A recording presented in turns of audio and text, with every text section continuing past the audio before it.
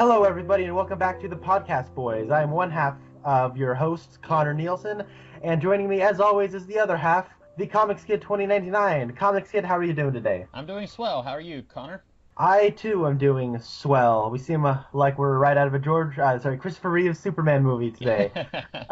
Today we are going to be talking about Twin Peaks Season 2, Episode 11. This episode is titled Masked Ball. This is officially the one-half cap on Season 2. We have 11 more episodes to go.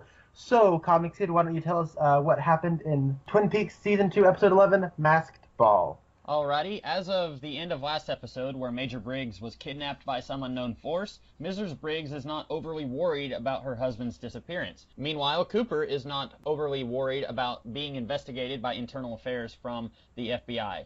Denise, formerly Dennis, played by David Duchovny, is investigating Cooper, and he does find some cocaine on Cooper's possessions, but he seems willing to form an alliance with Cooper to find out who is trying to frame him. Josie tells Harry about Eckerd, her former boss, who sent Mr. Lee to retrieve her, and she somehow escaped. She later agrees to work for Catherine. Also, Josie's husband, who we all thought that Hank had killed, is still alive and is in cahoots with Catherine. Bum bum bum.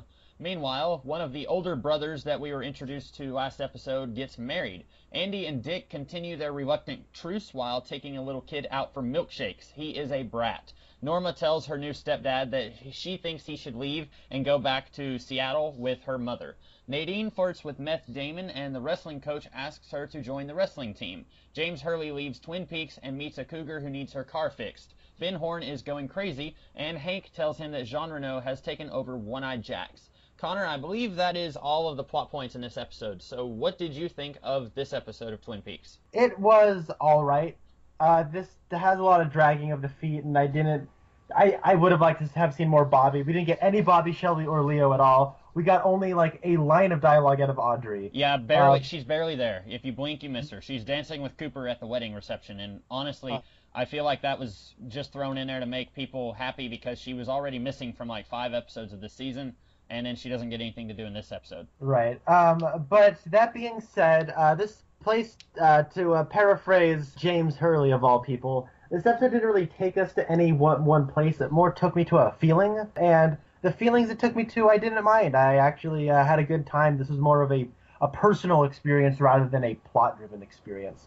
We didn't get a whole lot of plot, and we didn't get a whole lot of the supernatural, but we did get some elements that I did really enjoy. There are some elements that I'm not too big on, but I thought this episode was all right. Comics Kid, what did you think of this episode? Well, at first I thought that I agreed with you because I also thought this episode was just all right, but I don't know if I liked it as much as you did. I think I fell just a little closer to meh. To quote or paraphrase James Hurley, this episode took me to, it was okay. We've had better episodes. I thought that some of the subplots were amusing, and some of them I kind of rolled my eyes at and didn't really care for. All right, so what are some of those subplots that made you roll your eyes? Because I will say this, I thought that the Nadine stuff it was not as painful as I thought it would be, but it's still not great. And I can't believe I'm saying this, but the Dick Tremaine subplot in both scenes got a good hearty laugh out of me. Oh, okay. One per each scene that he's in, and it wasn't just circumstantial. He actually made me laugh. What was it he said? All right, so the first time it was when Andy says, "Well, we'll go out and get him malted," and then he goes, "Ah," and then he gives him this look. It is an old joke in the books. There's nothing original about it, but the way the guy sold it made me laugh. And then it's it's what he says at the end of the second scene. He says Andy is a what does he call him? He went for a boom boom pain or a boom ha pain or something. Something like that. But the way he says that I thought was very funny, and it got a good laugh out of me. Yeah. I like the idea of these two guys actually trying to be nice to each other, but they just can't stand each other, and so it's more of a teenage girl kind of thing, where they hate each other, but they're acting like they're being nice to each other. I like that idea, but this subplot, I just can take it or leave it. It's one of those things where I feel like we're going to get several episodes like this until we get closer to the end of the series, where we'll get a whole lot of subplot in an episode that just feels like it's just kind of taking up space in the episode, and I feel like this one was one. Yeah, okay, so this is what I would I guess I see this as like the Twin Peaks equivalent to a bottle episode. If you're unfamiliar, if any listeners are unfamiliar with what a bottle episode is, generally every single episode of The Twilight Zone is a bottle episode, but if you've seen Breaking Bad, think The Fly episode, where usually it's just an episode that takes place with minimal cast, usually one location, and it's just really there to save costs for an episode so they can use that cost to have a bigger budget for a later episode. Or a different episode. Maybe it was one of the first episodes that they, spent a lot on, so they're trying to save cost. But with Twin Peaks, it's really impossible to have a bottle episode. But with this, we don't get as many locations as we usually do. We have no Leo, no Shelley, no Bobby. Lucy is, like, this is, we talked about this earlier, where, like, Lucy, there's a whole scene where she just, like, leaves town, and we thought it was weird that, I know you thought it was weird that she just up and left, like, that we had to have the scene where she's talking about her leaving. Yeah. In this episode, it's brought up that, she's helping for the wedding, and then we see the wedding, and she's not even at the wedding. Exactly. I thought that was a little weird. I wasn't missing her, but I thought it was a little strange that they mentioned that that's where she was, and then when we get to that point, she's not there. Yeah, so this whole thing, like, it felt like they were just trying to save costs on actors and just writing around that. So, yeah, I thought the absence of certain characters was a little questionable. And then the big cliffhanger is a classic soap opera thing. I don't know if it's just Twin Peaks. It doesn't even really feel like Twin Peaks commenting on soap operas. It just feels like a straight-up soap opera cliffhanger. Right, and that's classic Twin Peaks. We've been saying since day one that this series is both a commentary on soap operas and is also a soap opera itself. And this is you're referring to Josie's husband still being alive? Yeah, I mean, that is right out of the book. Like, this character from the beginning, who we've been told is dead, he isn't actually dead, and then he actually has it out for Josie's ex-employer. Like, I mean, it's the oldest one in the book.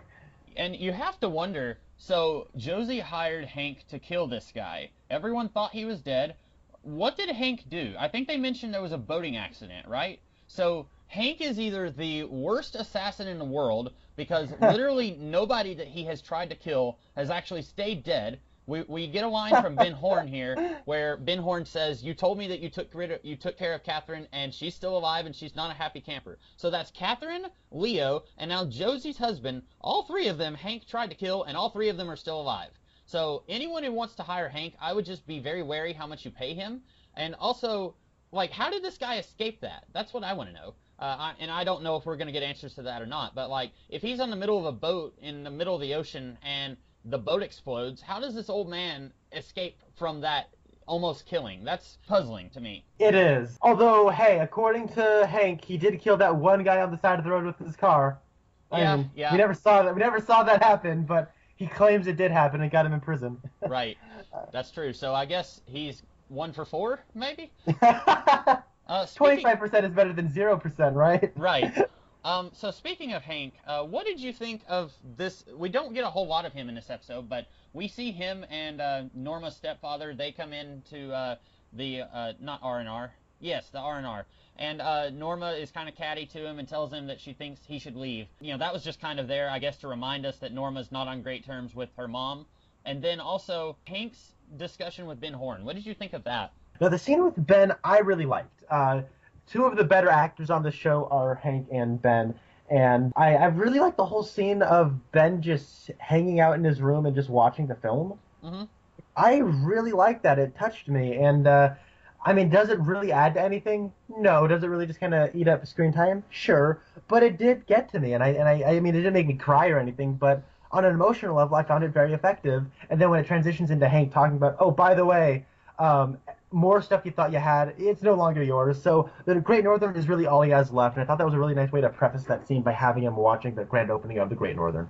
Thematically, you are very correct. I really like that scene where he's watching his childhood that's now taken away from him, so to speak. Also, I guess these are the same two kids that we had a few episodes ago when Ben and Jerry were reminiscing about their childhood. They look like the same kids, and I just want to reiterate, those kids look spot on. They look like they are young versions of those two actors. Oh yeah, I agree. Also, I thought it was a little weird how Hank just comes in and says, by the way, you no longer own One-Eyed Jacks. I don't understand how this happens, because as near as I can tell, One-Eyed Jacks is actually a legitimate business. It's maybe a business of ill repute, but it is a legitimate business. And Ben Horne, as near as I can tell, is the legitimate owner of this business. Now, maybe he doesn't want anyone in Twin Peaks to know that he actually runs the place, but he is the legitimate owner. So I don't understand how Jean Reno can just come in and say, all right, I'm running the place, and Ben Horne doesn't do anything to stop him. He says, oh, no, now he owns One-Eye Jacks. Like,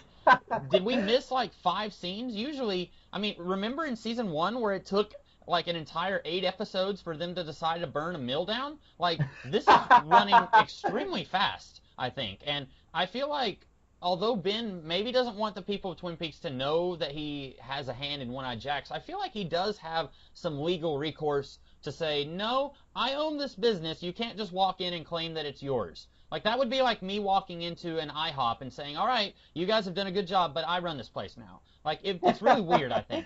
You know, you're right. It is strange that, like, there's been no paperwork or kind of a strong arm or any kind of, what's the word, blackmail. There hasn't really been any of that. It's just been, all right, I own the place now. I'm just so cool I can just own a place by saying I own the place now. Yeah, you are right on that. But I do think as far as the writing is pretty thin. You're right. But I think the way they deliver the lines and the way the scene is played out, it's about as good as that scene could have been.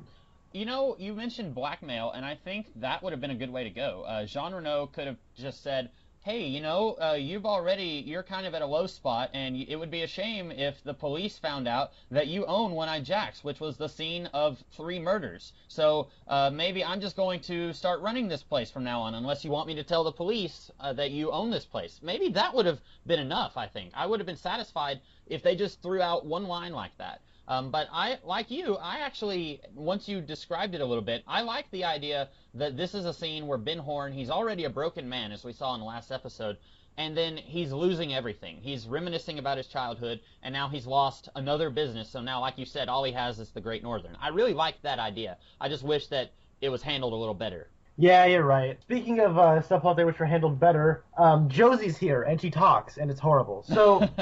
I'm going to break down why her logic makes no sense and she's a complete moron, imbecile idiot. So, she left, right? Yeah. So here's the way she explained it.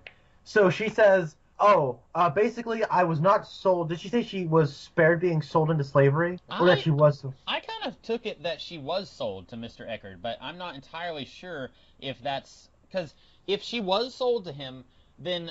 everything that we've had this season with Mr. Lee makes absolutely no sense at all. Yeah, because here's the way I'm seeing it. So I'm seeing it the way of Mr. Eckert saved me from a life of slavery. Okay. And it was pretty awesome. And then, like, 2 sentences later, oh, he's coming after me. This is horrible. Save me from that monster. So I don't know if she, like... So Mr. Eckert's a bad guy, I guess, even though apparently he was, like, the coolest guy ever when she was younger. But I guess meeting Mr. Packard... Eckert and Packard. That's going to get tricky. Yeah, so, it is. Yeah. So meeting Mr. Packard, I guess, was like some kind of enlightening experience, I guess. So she left Mr. Eckert for Mr. Packard, and now Mr. Packard's all of a sudden this horrible Mr. Eckert's now this horrible monster who's going to come and get her. And then, so I'm not sure what her opinion is on him, if she's just tricking him or not, or if this is just a poorly written scene. So, or if her character's just very poorly written. So I'm going to, lean on the latter. So then what happens is she says, oh, Mr. Lee came for me. And then I left him at the Seattle airport, and then I came right back home like a complete moron where he could easily find me. Yeah. I have no idea that Mr. Packard is still alive. As far as the audience can tell, I have no idea Mr. Packard's still alive, so I have no idea that Mr. Eckert's going to get shot up when he comes on over here by the Packards. I don't know that. I guess the plot just needs me to be where I need to be, and it just so happens that I'm semi-safe by being a maid for Catherine Packard. Right. Catherine Martell. Right. Like, she makes no sense at all. I agree with you. It feels like what they did was they needed a big zinger of a cliffhanger for the last episode. So they have her come back, she falls in Harry's arms, and it's like, dun dun dun, Josie's back. And everyone's like, wow, I wonder what she's been doing. I wonder why she's back. And you're thinking it's going to be like a really good reason why she comes back. And then all the writers are scratching their heads trying to figure out, hey, why did she come back? We have to come up with a reason now. And then they did, and it didn't make any sense, like you said. So my question is, if she escaped from Mr. Lee, did he, like, beat her to within an inch of her life before she escaped? Because she's acting like she's been beaten. Like, when she came in the last episode, she collapsed in Harry's arms. Was that from Mr. Lee? Or was that Yeah. just she's been running really hard and she's out of breath? I don't know. She ran all the way from where the taxi dropped her off on the road over to where the door is. She's not used to running that far. That's what I think. Right. Yeah, none of this makes any sense, like you said, because if Mr. Eckerd saved her from a life of slavery, the only thing I can think of, and the episode doesn't specify this, but the only thing I can think of is that he saved her, and then he expected her to be eternally grateful, and she kind of got to the point where she was like, all right, yes, you saved me, but I want a life of my own. I don't want to be attached to you for the rest of my life. I want to go and do my own thing. And so then she married Packard, and then I guess for some reason she tried to have him killed. Maybe she just gets tired of these people after a while and just wants to be rid of them. And then after she tried to have him killed, then Eckerd says, okay, you're coming back with me. I mean, Harry is a cop. So if all it is, hey, these guys are stalking me and they're threatening violence, why can't the police all just go and arrest Mr. Lee? Like, first, all this whole season, whenever Mr. Lee was stalking her, we had no idea what was going on. And then he told her, okay, it's time to come back. I thought it was like she had some secret business deal going on with Eckerd. Almost, it felt like she was working with Eckerd to try and strike at Ben Horn. But actually, she was just, or not Ben Horn, but Catherine. And it almost felt like he was working with her to do that. But now it seems like he didn't have anything to do with her business dealings in Twin Peaks, and he just wants her to come back to wherever he is. It's really weird and confusing, and I'm hoping that when we get more of this subplot that it will start to make more sense. Yeah, so I think there is more to this. There definitely has to be. Right. There has to be more twists and turns. Somebody's telling a lie. I think Josie's telling a lie because she's Josie and I don't trust her. Yeah, so, and she has only told lies this entire series. Every time Harry asks for the truth, she tells him a lie. So it wouldn't make any sense for her to start telling the truth now. Correct. So I will say I love Catherine in her scene at the end, though. Oh, you did? Catherine is awesome. She's like, oh, by the way, I want some breakfast in the morning, and I want this, and this, and I love Piper Laurie in this role. I've been saying it every time. I missed her when she disappeared for several episodes. Now that she's back, she's just owning it, making up for lost time. And I really hope the writers address what Mr. Packard was up to. Like, if he's somehow been messing with the plot of things. Right. Since at least since the beginning of season 2. At least since then. So you see if he's been somewhat involved in what's been happening. Like, did he assist Catherine when she was, in the middle of nowhere? Did she help her out of the fire? What was he doing? That would make sense. Since she's largely been out of the picture for this season, it would make sense that these two reconnected at some point while she was missing in action. Yeah, so I want to see where this goes. It's a good enough cliffhanger that I do want to know where this particular subplot goes. Even, okay, this is how good of a cliffhanger I think it is. Regardless if it involves Josie, I do want to know where this goes. Yeah, and I think that potentially Josie coming back could have worked, but it didn't seem like she was gone very long. And maybe, yeah, it's the 5th time she's been gone too. And right. Well, she disappeared once shortly after season 2 began. Whenever she was shopping in Seattle for 4 episodes, and then she disappeared just a couple of episodes ago. It hasn't been that long that she was gone when she left with Mr. Lee, and I remember you and I were celebrating that, and I think if they had waited just 2 more episodes, then they could have made this feel like more of a big deal that she had returned. Yeah. I know you still don't like the character, but they could have at least made it feel like a big deal that she was gone and now she's back. Right. So I do think the reason why it's just not working for me at all is because she's been gone before. Yeah. And so she just kind of shows up and leaves whenever the plot needs her to. And so any kind of dramatic investment I have in Josie, that I might have even had in her, regardless if I don't like Joan Chen's performance, is all gone because her character is just so inconsistently written, her motives don't make any sense, and what she does doesn't make any sense because she doesn't really have any motives. So that's the reason I just don't think it would have ever been a big deal for, because it'll always be a big deal for Harry. It Right. just never feels like a big deal to anybody else. Right. Let's talk about James Hurley. What do you think? He does a lot of riding on his motorcycle, that's for sure. It feels like we spend 2 minutes watching him just ride silently on the road. I think at the beginning of the episode when we're getting opening credits, it seems like he is riding silently on his motorcycle until the credits are finished. And then we see more of it later in the episode. Yeah, no, so you're right. All the credits are just him on his bike. Mm-hmm. That's the entire credit sequence. But I thought the second time he showed him riding on his bike, it was just going to be another 30 seconds of him riding on his bike, and then it would just cut away. Like, that's what I thought they were going to do. Yeah. But his whole subplot, I mean, he's still a moron, but I mean, it's nice to trek outside of Twin Peaks, like see some of the outside hills and see maybe some like houses and a bar out there. Although, how has he never watched any TV or movies? You don't trust pretty older women who are alone in bars. Like, you just don't do that. As Magneto said in X2, don't trust a woman, especially when she's interested in you. I think he said something to that effect, and this woman very clearly is up to no good. As soon as James sits down, she says, "Hey," and I'm thinking, "Don't take that bait, James." And then he says, "Hey," and I'm like, "Oh, James, you lovable fool." And did you love whenever he's looking at her car? You know, he's on the little skateboard thing that mechanics have when they're rolling under a car. And he's wearing this sweater that looks like he's supposed to be wearing this for Thanksgiving dinner. And it's like, that's not what you wear when you're a mechanic. What if you get engine oil on that sweater? And he wasn't even wearing that when he went to the bar. He was wearing his usual biker getup. Yeah, that's weird. You're right. Like, I've worked on cars before. Like, you wear a white beat-around T-shirt. Like, that's what you wear. You know what I mean? Something you don't mind getting dirty. Exactly. And if you put it in the wash and it comes out still dirty, then by all means that's fine. Like, that's why. Like, that's what you wear. Like, you're gonna get carbon or oil or any kind of fluid on you. Like, that's gonna happen. Like, that's so strange. Yeah, I've changed the oil, or I've checked the oil on a car before, and like I will have like a rag in one hand, and like I'm like, yeah, I didn't touch any of it, and then I'll look at my hands or my arms, and I'm covered into stuff.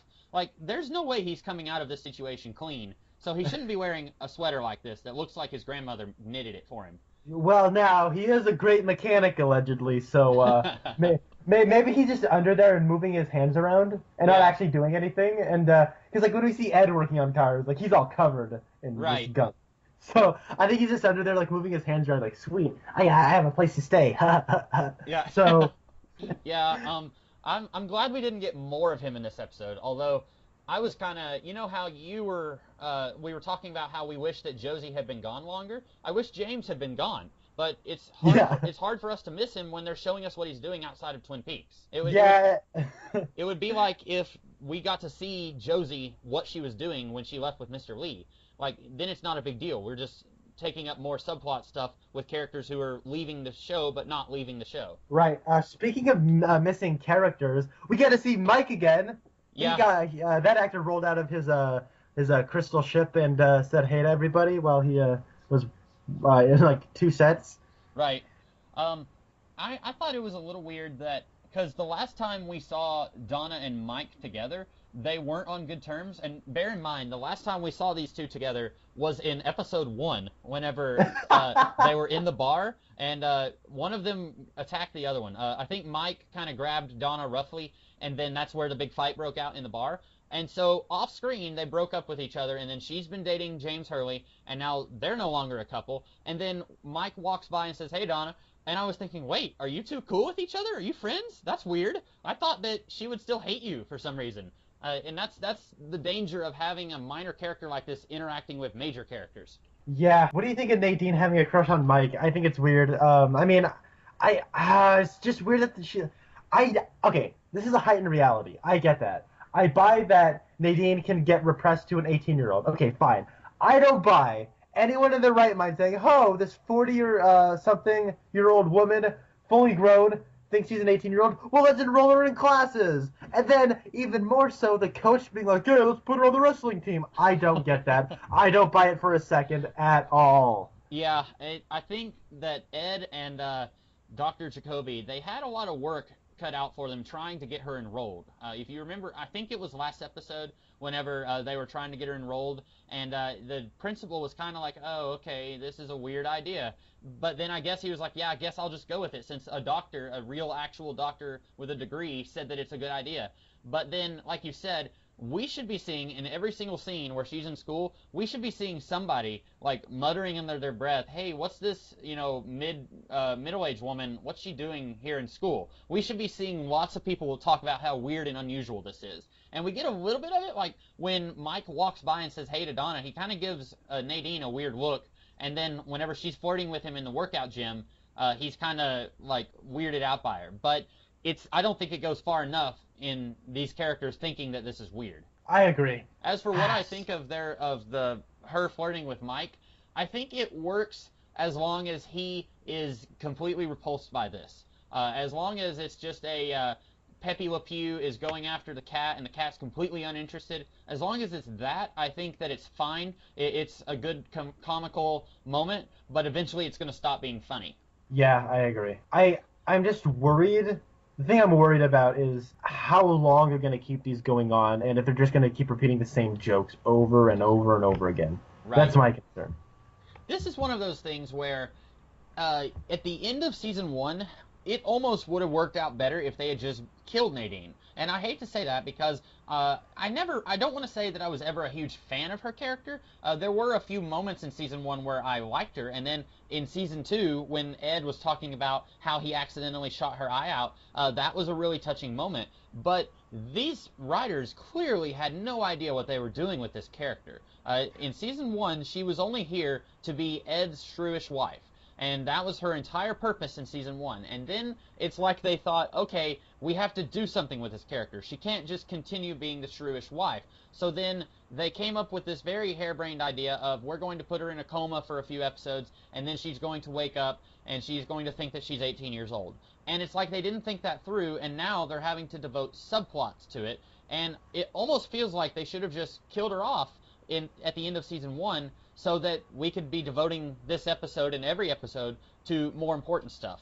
Do you agree with that, or do you think I'm being too harsh there? No, I agree. In fact, I think maybe that speech Ed gave, telling that story about him shooting her eye out, could have been, a eulogy at a funeral. Exactly. Yeah. It could have worked just as well if she had died, and instead of it happening in a hospital where she was recovering. And heck, Albert laughing at that would have been even funnier if it was at her funeral. So. Yeah.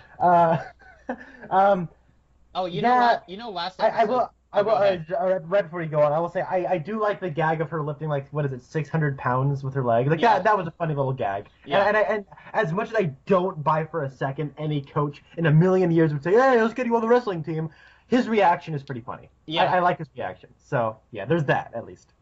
You know how last episode, I think it was, we talked about how this guy from Internal Affairs, he was in the TV show Mod Squad with the actress who played Norma? Yeah. We get to see a brief little moment where these two actors are on screen together. And I really like that. Yeah, and he said, I've heard a lot of great things about this pie. I have to imagine off-screen, Dale has just been calling every agent in the Bureau and saying, you have got to try this pie. And now this guy is over here investigating Dale, and so he's kind of sort of Dale's enemy, but at the same time, he's like, I need to get over there and try some of that pie he's been talking about. But yeah. I thought that was a neat little homage, if you will, to the Mod Squad, which I don't think either one of us have ever watched that show, but it was still a nice little nod to that show that these two actors were both in. Yeah, and I like that actor. I think his name's we looked it up last time. It was Clarence Williams III. Mm-hmm, yeah. I like that actor. He's got a good presence. You know who he looks? He's a dead ringer for Lawrence Fishburne. I was thinking that he reminded me of Fishburne. I thought he kind of had some of the same presence that Fishburne has in movies that he's in. He has a similar voice. Yeah. He has a similar, he has a gap in his front teeth, the same way Lawrence Fishburne does. Right. The way, his hairline, the way he kind of carries himself, he's a dead ringer for Lawrence Fishburne. It's crazy. But no, I do like that scene, and I love the ongoing joke of pie. I really like it. Norma on her own, though, is it's weird. Her characters completely run out of things to do. All she does is get angry at Hank. And maybe I think rightfully so. But all she does is get mad at Hank. Hank is a jerk in this episode. I've talked before about how he's a really likable criminal, but he's just mean in this episode. I did not like him at all when he was talking with Ben Horn. I thought, and maybe it's just that I didn't really like that whole idea of Jean Reno as taking over One-Eye Jacks, but Hank was just really mean and nasty. I didn't like him in this episode. Yeah. There's one more. Oh, yeah, let's talk about David Duchovny's character. Yes, that's what I was thinking, yeah. So, Dennis/Denise Bryson. Yeah. I will say I'm going to reference a movie absolutely nobody has ever seen. Uh-huh. But last year, Robert Redford and Nick Nolte were in a movie called A Walk in the Woods together. It was a very boring, forgettable movie with Nick Nolte and Robert Redford. But Robert Redford's character's name is Bryson. Really? And Nick Nolte says his name at least 400 times in that movie. in its Nick Nolte voice, it was always like, Hey, Bryson, why don't we go over here and get to the thing? Oh, Bryson. So every time they say the word Bryson, I just have Nick Nolte at the back of my head, like just saying his name. So I always think like Nick Nolte's gonna wander into the uh, into the show and just be like, "Hey, Bryson, I thought we were investigating another drug cartel. Huh? Bryson, why aren't we going over here now?" Yeah, his name's Katz in that movie. Like I think it's Katz, Katz. So yeah, that's an ongoing joke between me and my brother about a movie absolutely nobody has seen. So, but yeah, I really like David Duchovny's performance. I think he approaches this material with a sincerity and a respectfulness, Right. and Well, I like. Yes. it's more he is. I'm not entirely sure if the show is. That's where I was gonna go. Like a lot of these characters do feel like that's the guy in ladies' clothing. What's the deal? Right. And I'm not even sure if this is like if he's a transgender or if he's just a transvestite.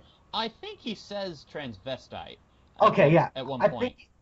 think he talks about being on a job. I wasn't sure if they were talking about him, like he wore women's clothing and was like being a transvestite, and that led to him becoming a transsexual, or if he was just still just being a transvestite. So Right, I don't know. right, and it's not extremely clear because you are right. He does mention transvestites in the job, so I guess it's not clear if he is or not. But yeah, you're right. He is, and the episode is kind of playing it like a punchline because before he walks in, Cooper says, "Oh, you'll like him, Harry. He's absolutely no nonsense." And then he walks in, and it's like, get it. He's dressed in clothes. He's not so no nonsense anymore. But the thing is, Denise is still more or less acting like a no nonsense agent. Like Yeah. whenever Denise calls Cooper down to the lobby of the Great Northern, they talk business about the cocaine, and then Denise is willing to work with Cooper to try and find out who is investigating or who is trying to frame him. But it's not like Denise is a goofy, wacky character, and it's like, oh great, Agent Bryson is here. Everybody, let's try and keep him away from the scene or whatever. It's not like that. But you're right. Characters like Hawk doesn't shake Denise's hand, so it's like I don't know if they're trying to play it as they're disturbed or they're just shocked. I don't know. And I don't buy for a second that Hawk wouldn't shake Denise's hand. That is the writers changing the character. Hawk is way too cool to not shake somebody's hand. Right. And then I noticed Denise had caught the bouquet of flowers at the wedding, or Oh had, yeah. had a bouquet. I'm assuming she caught the bouquet. Yeah. This is one of those things where I don't know what to call Denise, a he or a she. Exactly. Yeah. Yeah. This is one of those things that I just don't have a whole lot of experience in. So Right. forgive me if I'm given the wrong terminology. So one of the things I didn't like that this episode did with the character of Denise is they always like have this undertone of, oh, she wants to get together with Cooper. Oh, she wants to get together with Harry. Oh, like she just wants to like, you know what I mean? Did you get any of that at all? Because I felt like they. I kind of got the feeling that Denise was a little flirty, but not necessarily to the point of wanting to get together with all these other characters, if that makes sense. Like Denise shakes hands with Harry, but I didn't get the feeling that like he wasn't saying like, "Ooh, such a strong handshake from you. I want to take him out and take him to the town or whatever." Like we didn't get anything like that. We did get to see him dancing with Andy, which again I think is another like they're trying to play it as a joke kind of thing. Yeah. But, Well, the reason I say that is because when she shook Andy's hand, or right before she left the room, she turned to Andy and was like, and then left. oh, I didn't Like, catch that. and then like there's a little thing where she's talking to Cooper towards the end, where she's like, I gotta get in touch with my emotions, and like it seemed a little like past flirty. I think like maybe if it is just flirtation, then I'm fine with that. That's okay. I don't mind. I think that the way the show is portraying Denise and the way it's going, it wouldn't surprise me if it is like I want to get together with all these guys. So that's the line. Like it is, at this point, I am a little cautious in how they're treating this character, but I really do like David Duchovny's performance. And this is before the X-Files. So this is another instance. I've said before that David Lynch is really good at finding actors who are going to be really big. He'll find an actor who just will blow up on the scene someday. And this is one of those instances where at this point in time, I don't think anyone really knew who David Duchovny was. And then a year later, whenever the X-Files started, I think it was a year later, suddenly he's huge because of the X-Files. And I think that's spot-on casting from... I'm assuming that Lynch has something to do with who gets cast. I know there's probably a casting director, but I'm assuming he has a say in it also.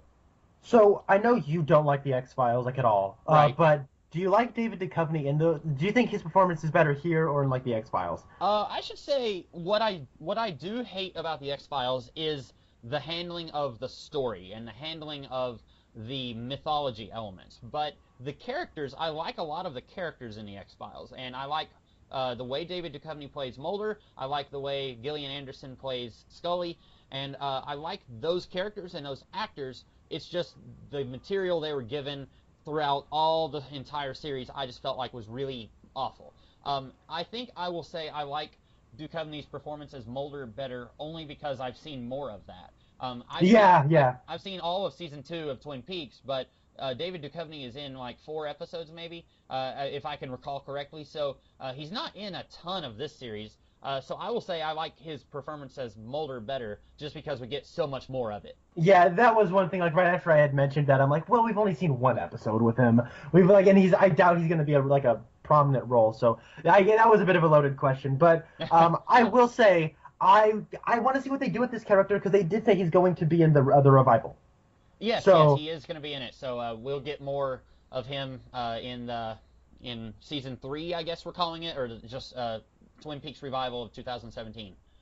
Yeah, because like I think with the in the time since the early '90s with more LGBT acceptance that it'll be interesting to see how they approach this material now versus what happened in the '90s. So I think it'd be. I imagine they'll portray it a little bit more seriously. It probably just won't even be an issue. Like Denise will just walk on the scene, and you're not going to have someone say, "Oh my goodness, that's a man in a dress." They're not going to say something like that. Like it'll just be, "Oh hey Denise, how's it going?" And then David Duchovny will say, "I'm good. How are you doing, Donna or Andy or whoever?" So was there anything else that you wanted to say? Yeah. So what's up with I love Jack Nance. I love Pete.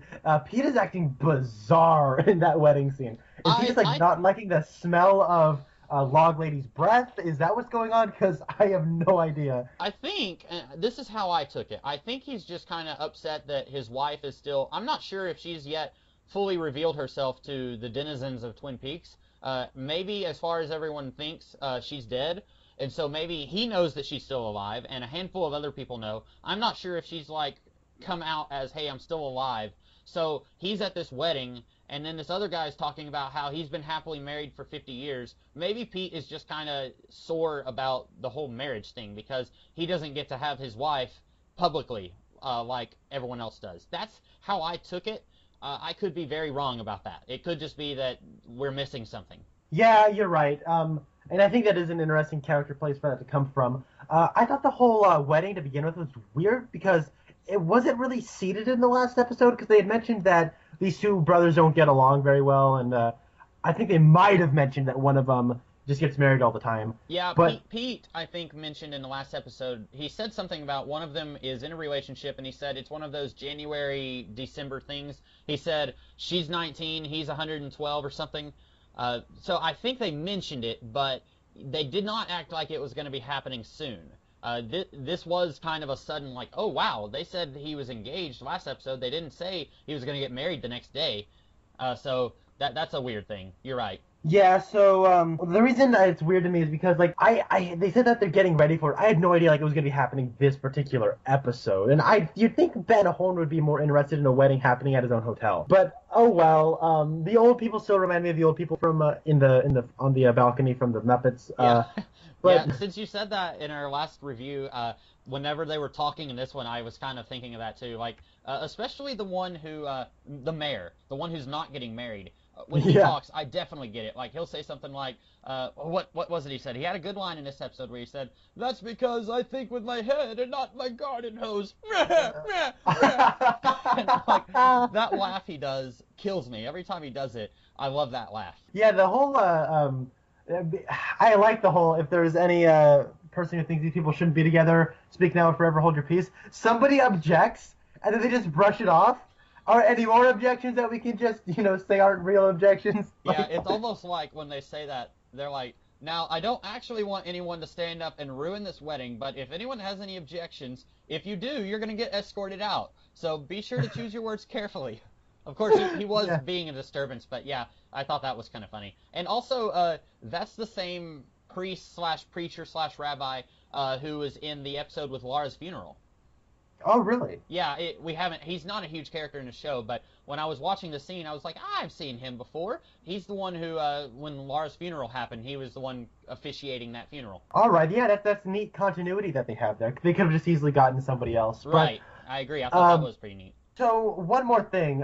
So I guess Cooper is smashing with older legal teenagers when it comes to Audrey, and now the dude's new wife is all like, "Oh, hello, Dale," and then he's all, "Hey, they're playing our song. Let's go dancing." Yeah. So well, she said, and she's got the most stereotypically Southern accent since Rogue of the X-Men, and she says, yeah. "You solved that Laura Palmer case, didn't you?" And then the husband's like, "Come on, honey, they're playing our tune. Let's go." And yeah, of course, to be fair to Dale, he didn't seem to be very interested in this Southern belle. But then he is dancing with Audrey later, so who knows? Yeah, but they've at least had some time to be friends, and he's friend zoned her a couple of times now. So it's like, yeah. But Yeah, I think it's true. funny how we've had two girls like really like, "Oh, Dale Cooper, huh?" And they're both teenagers, but like on the legal side of teenagers, like 18 and 19. I just thought that was fun. Yeah, I don't think I had anything else about this episode. Did you? Not off the top of my head, no. I will say that the guy who plays Ben Horn, I can't remember, Bamer, what's his name? I'm going to look him up because I feel like an idiot for not remembering his name. You know what? I remember I looked it up one time, and I don't even remember what it is. Richard Bamer, that's his name. I do think he is descending into Jack Nicholson / Willem Dafoe going crazy in Batman and Spider-Man, respectively. You're totally right. I was thinking of those same performances. when Hank leaves and then he starts going, "I'm nuts, I'm nuts," I was just like, that's a little Jack Nicholson-y. And of course, Willem Dafoe hadn't played Norman Osborn at this point, but they're all kind of acting in the same ballpark of insanity right here. So. Exhibit A as to why he should have been playing Norman Osborn. I know. I'm disappointed. If he doesn't actually do it, I'll be mad. And he's like in his 80s, so unfortunately, I don't know if he's gonna actually be able to do it. But he would have been a perfect Norman Osborn. You're right. He should have played Norman Osborn in Sam Raimi's Spider-Man, and this new rebooted Spider-Man that we're now getting. They should have cast Willem Dafoe now. That's what they should have already known this would have happened. So back in time, they would have made it right. Well, if we ever do get time travel capabilities, I know the first thing you're going to do when you go to 2099, you're going to go to Sam Raimi and say, "Listen up, Richard Bamer, remember that name." That should be like, what's his face? Wolverine from Days of Future Past. Bamer. Remember that name. Yeah. Find it. Yeah, I don't think we have anything else. This was a shorter episode than normal, but this was also a lighter episode on substance. We didn't have a whole lot of stuff going on to talk about, so that's why this episode is a little shorter than the average one. Yeah, so, this happens that way sometimes. We will see you guys in a week or two. I am the Comics Kid 2099. And I'm Connor Nielsen. And we will see you guys in the future.